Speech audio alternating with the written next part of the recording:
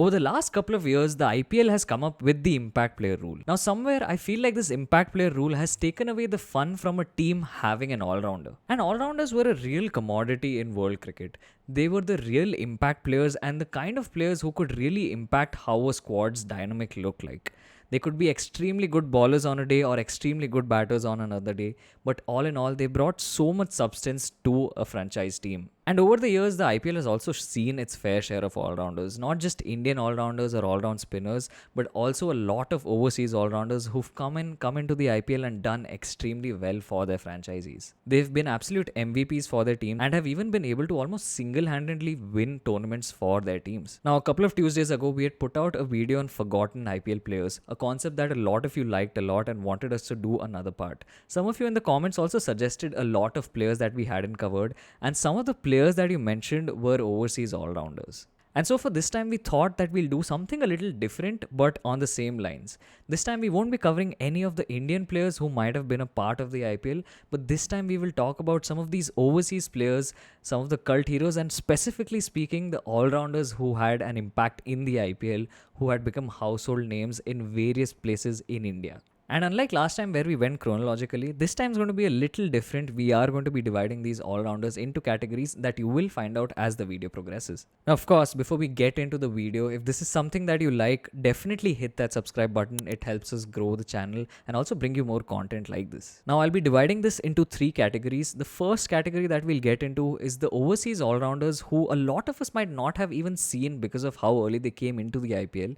These are players who have been around from 2008, 2009 and eventually fizzled out towards 2015. A lot of us might only have heard stories about them, but they definitely had a big impact on Indian cricket and the IPL. And the first name on this list, and someone I just cannot look past, is Albie Morkel. Now, for all the Chennai Super Kings fans out there, I know you're already sitting up in your seat. And Albie Morkel was the less famous of the 2 Morkel brothers, Mone Morkel, of course, being the other brother, in terms of Test cricket. But when it came to franchise cricket, Albie Morkel was one of the names going around across the world.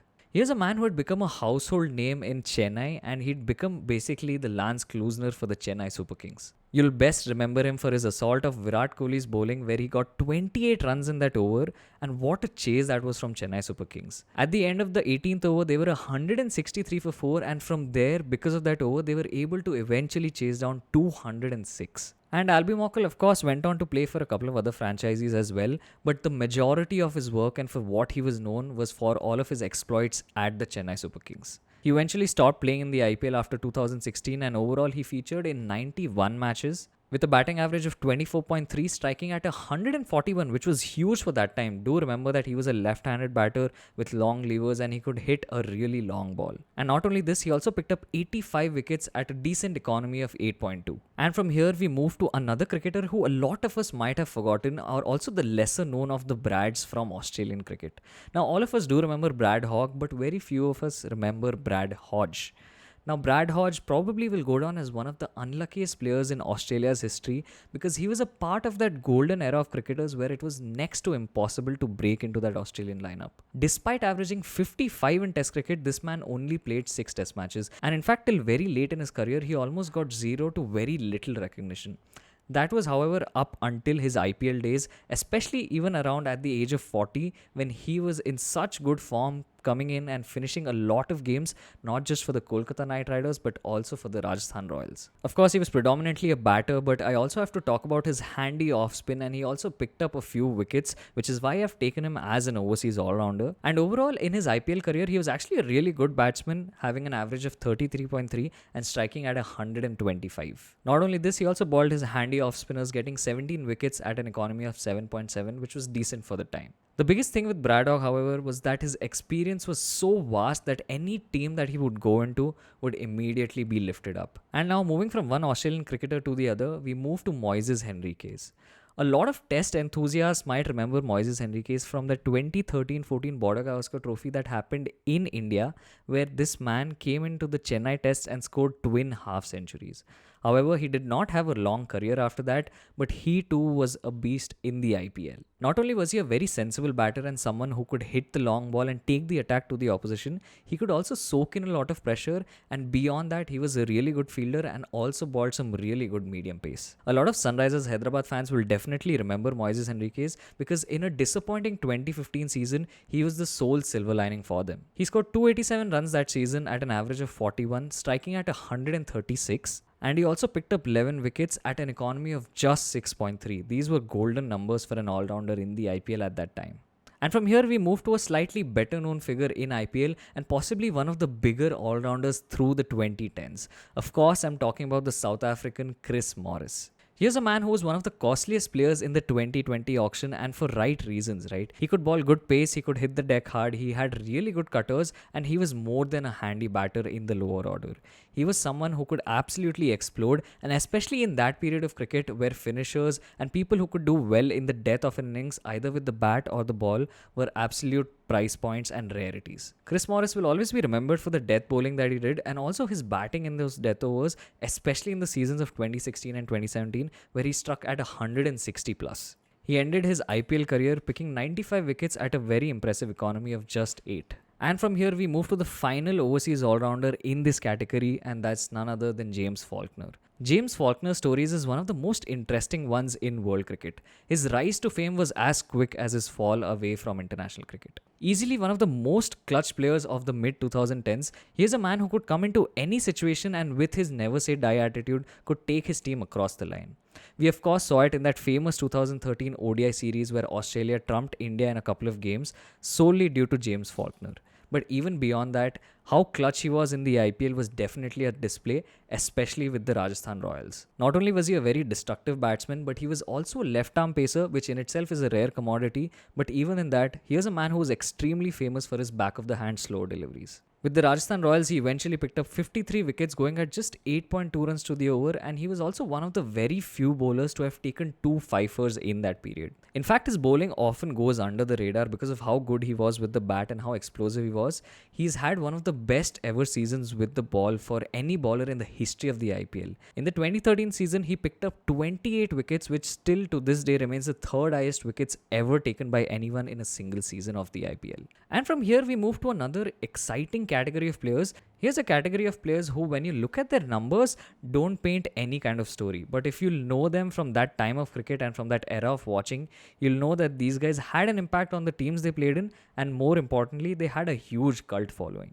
Once again, it's a South African who's first on this list, and that's Johan Botha. Botha was one of the first few names when you think of T20 cricket around the 2010s. Here's a man who was an off-spinner but of a very different mold. Botha was someone who was extremely good at varying his pace and was one of the new generation of off-spinners who would be more suited to T20 cricket, not because they were able to turn the ball, but because they did not turn the ball as much. All of his variations made him a very tough bowler to line up against, and this is also reflective in his bowling economies. Here's a man who had a majority of his impact from 2009 to 2013 in the IPL, where he picked up 25 wickets at an economy of just 6.9.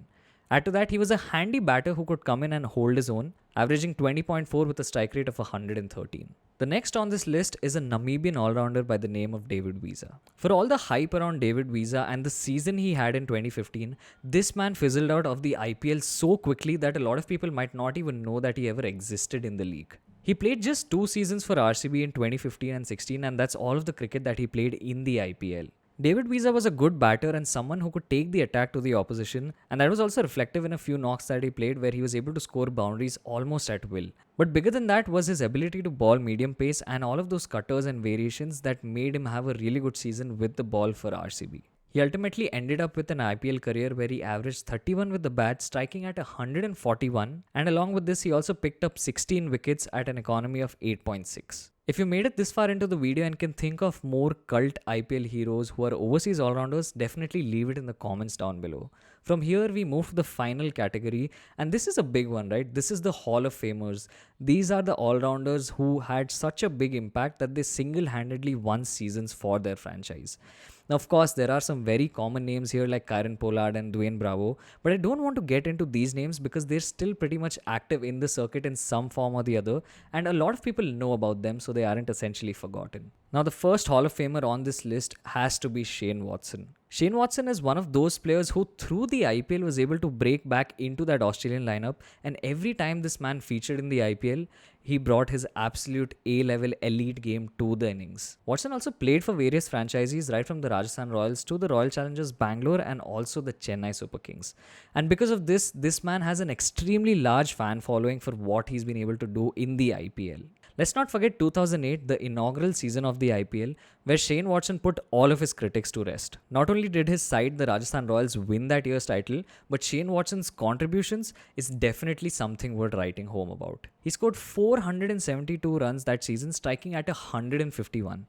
There's a lot of batters who can't do that even today, and this is a man who was doing it 18 years ago. And even as just a batter, these numbers would have been good enough for any franchise to have this man in their team. But that's not all he did. He also bowled and he got 17 wickets at an economy of 7. And this was easily one of the best all-round performances in the history of the IPL. He also replicated a similar run in 2013 where he scored 543 runs at a strike rate of 142, and he also picked up 13 wickets. But if you think this was all, not only was Watson impressive for the fact that he had such great all-round abilities, but it's also for the longevity of his career. In 2018 was when he shone once again, where he went on to play for the Chennai Super Kings and was part of their title-winning campaign. Here too, Watson had a blockbuster season, especially with the bat, and Chennai Super Kings fans will remember how well he did in that final, scoring an unbeaten 117. He eventually went on to have his best season with the bat, scoring 555 runs at a strike rate of 154. And that knock in the final was essentially one of the best knocks that we've ever seen in the history of the IPL when it comes to knockout games. And from here, we move to the greatest all-rounder in the history of cricket, and that's Jacques Kallis. Now, Kallis, of course, was an all-rounder from the previous generation, and so for him to adapt to the T20 format itself was a huge deal. His dynamic also in various franchises that he played in was more primarily as a batter who could almost anchor the innings, because that was something that was common back in the day, and then could come in and bowl a few handy overs of medium pace. But while his strike rate never shot above 120, Kallis was someone who plundered runs right from 2009 all the way up to 2012. He was also part of KKR when they won their titles in 2012 as well as 2014. In fact, the 2012 season is definitely one that a lot of people will talk about, especially with Jacques Kallis in the IPL, because this is where not only did he help the KKR win the title, but he also did it handsomely with the bat and ball. Not only did he score 409 runs that season, acting as a really good anchor for that side, but he also chipped in with the ball, picking 15 wickets in that tournament. Now, lastly, in the Hall of Fame, I have to talk about the late Andrew Symonds. Now, while Symonds did not play a lot of IPL cricket, and this was also towards the fag end of his career, the impact he had with the Deccan Chargers in the 2009 and 2010 seasons is absolute stuff of dreams and cult classic material. His seasons with the Deccan Chargers were nothing short of charged, and here's a man who batted with a strike rate of over 150 way back in 2009 and 10. People will also remember him for his performance in that IPL final of 2009, where he scored a quickfire 33, and not only that, he also chipped in with the ball, getting figures of 2 for 18 in his 3 overs. And if this wasn't enough, we all know how good a fielder Symonds was. He was an absolute live wire in the infield. Overall, he ended his IPL career averaging 36, striking at 130, and he also chipped in with the ball, picking 20 wickets at a decent economy of 7.6. And these are the 3 categories, but I still feel like there is room for a couple of all-rounders that we haven't mentioned. And if you look at it purely from a statistical point of view, none of their figures really do justice to the kind of potential they had, but more importantly, the kind of following that they had garnered simply for their one-off performances in the IPL. Now, there are a lot of names here as well, but I'm going to stick to 3 and close out this video. The first of these names being Dwayne Smith. Dwayne Smith was one of the few men who had the kind of domination like any other player did in the IPL. From the seasons of 2013 to 2016, this guy was an absolute powerhouse at the top of the order for the Chennai Super Kings and also the Mumbai Indians. From 2013 to 2016, this man scored 1,990 runs at an average of 30.6, striking at 131 at the top of the order. If this wasn't impressive enough, he also chipped in with his handy medium pace, picking 15 wickets at 9.3. But more importantly, this was also a man who, once he got set, was so difficult to get out, and this is also reflective in his performances through those seasons, as he got 16 half centuries from 2013 to 2016 in the IPL. His experience was also something that made him an MVP for any squad he went into, and this is also reflective in the titles that he's won. Not only did he win the title with the Deccan Chargers way back in 2009, but he also won an IPL title with the Mumbai Indians and then the Champions League in 2013. The next on this list is yet another Australian all-rounder, and that's Ben Cutting. Now, a lot of people talk about Ben Cutting, and that's solely because of his performance in that 2016 final where the Sunrisers Hyderabad upset the Royal Challengers Bangalore. But apart from that, there's a lot of people who think that this man played a lot more IPL games than he's actually played. In fact, Ben Cutting barely featured in squads, playing just 21 games spanned over 5 seasons of the IPL. But of course, I do have to mention his heroics in that 2016 final. Not only did he come in and score a crucial 39 not out of 15 that propelled the Sunrisers Hyderabad to a score about 200, but he also came in, balled handy overs, getting figures of 2 for 35 in his 4 overs. And here too, he got the crucial wickets of Chris Gayle and KL Rahul. A lot of people will remember him, especially the Sunrisers fans, because it did not look like the RCB was going to fumble that chase, especially not at the halfway mark. That's where Ben Cutting came in, made that impact, and eventually he was the reason and rightfully the man of the match for the Sunrisers to go and win that title. And the last all-rounder that I'm going to be finishing this list off with is none other than Rajasthan Royals' ticket to an IPL title, and that's Kevin Cooper. It felt like Kevin Cooper could do no wrong, especially in that 2013 season where he was such an integral part and had garnered such a following from the Rajasthan Royals fans. In that season, he picked up 19 wickets at 8.3, and not only that, he was also someone who could come in and play a handy cameo and absolutely take the attack to the opposition. While he only averaged 12.8, he did so at a strike rate of 170. And with Kevin Cooper, it was more than just his performances and the kind of numbers he had. It was his unique style and flair, his celebrations, and above all, the kind of bowling that he had, very interestingly mixing his cutters up and bowling some really crafty spells. But this has been our video on the greatest all-rounders to have come from the overseas circuit in the IPL. I know we did not cover Kieron Pollard as well as Dwayne Bravo because they've done so much that they probably need a separate video. If you like this series, definitely hit the like button, leave your comments down below on players that we might have missed, and definitely let us know if you want to see another video like that. Share this video with your friends. Thank you so much for watching. All of our links are in the description. Peace.